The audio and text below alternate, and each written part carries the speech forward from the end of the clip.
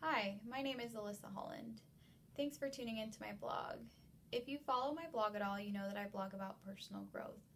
So this blog just really represents all the lessons I've learned and realizations I've come to on this journey.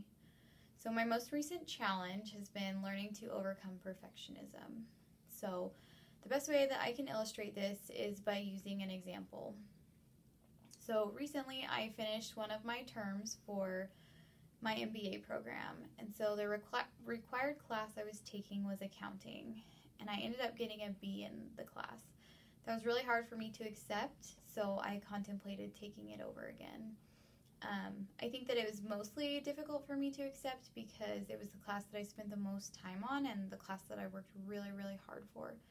So I wanted to take it over again, but after consulting with multiple people and really weighing my options, I decided not to take it again.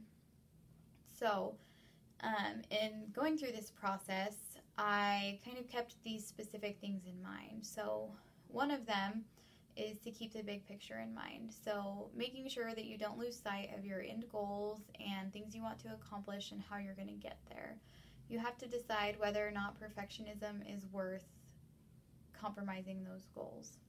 And so, another thing I keep in mind to try and help me cope with my perfectionism is keeping things in perspective. So sometimes I get really consumed by my perfectionism, so I have to step back and think about what really matters and keep working toward those goals and keep working hard, but considering what really matters and what makes me happy.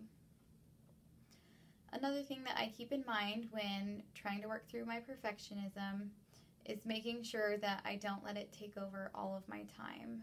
Time is one of my most valuable resources, and so I often let perfectionism take over a majority of my time, and I have to step back and know when to draw the line. Lastly, I would suggest just making sure that you stay grateful. So whether that's grateful of the opportunities you've been given or whether that's grateful of the people that support you and recognizing them, just make sure that you stay grateful.